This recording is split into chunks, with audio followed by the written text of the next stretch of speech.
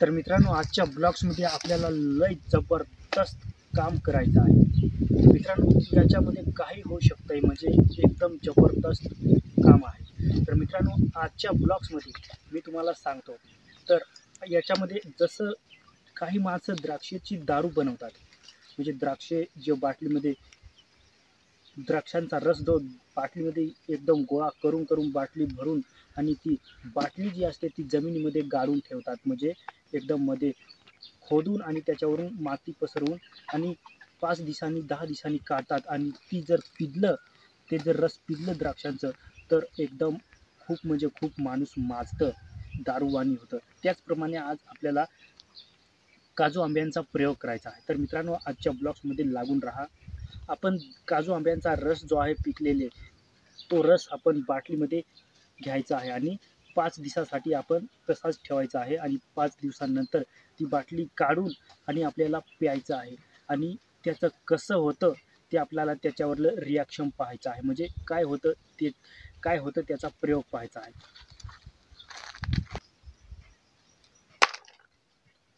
तर मित्रांनो, आता आपण काजू आंब्यांचा रस काढणार आहोत आणि बाटली थोडी भरणार आहोत. तर तुम्ही पहा आता.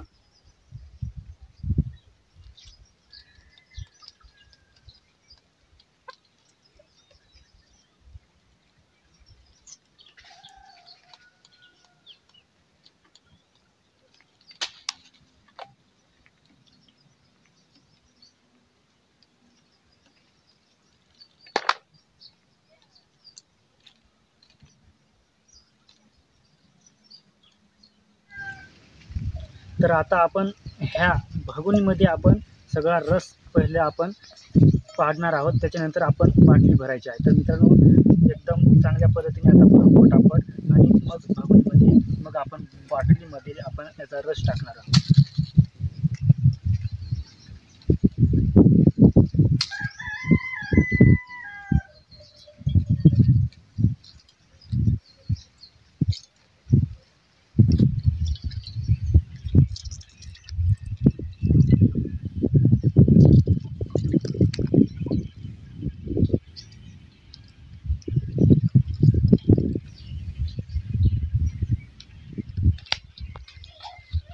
तर मित्रांनो, आता आपण काजू आंब्यांचा रस जो आहे तो भगोनीमध्ये आपण आता काढला आहे. आता आपण बाटलीमध्ये ओतून आणि आपण पुरून देऊ जमिनीमध्ये. नंतर 5 दिवसांनी किंवा 3-4 दिवसांनी आपण काढू आणि त्याच्यानंतर त्याचा पॉवर काय होतो ते आपण त्या व्हिडिओमध्ये नंतर आपण तुम्हाला दाखवणार आहोत. तर मित्रांनो, आता आपण ओतूया.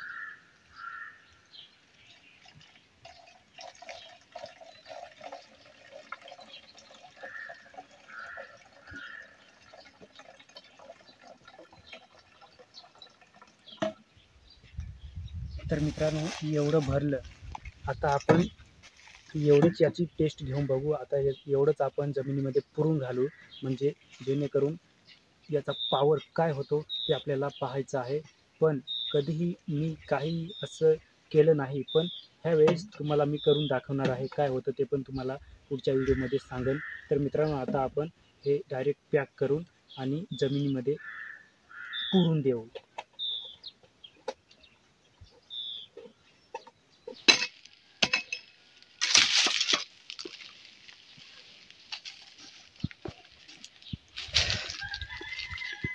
तर मित्रांनो, आता आपण हो जो रस काढलेला आहे तो आता आपण 2-3 किंवा 4 दिवसासाठी आपण जमिनीमध्ये पुरून घालून त्याच्यानंतर काढून आपण त्याची टेस्ट घेणार आहोत. तर आता जमिनीमध्ये पुरून घालू.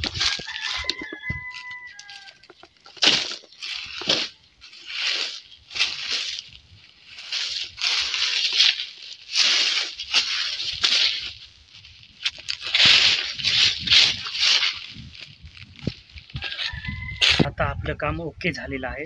आता आजच्या ब्लॉग्स इथंच आपण थांबवणार आहोत आणि पुढची टेस्टिंगसाठी परत दुसरा ब्लॉग काढणार आहोत. तर मित्रांनो, व्हिडिओ आवडला असेल तर लाईक करा, शेअर करा आणि आपल्या चॅनलला सबस्क्राईब करा. तर मित्रांनो, आजच्या व्हिडिओमध्ये एवढंच. जय हिंद, वंदे मातरम.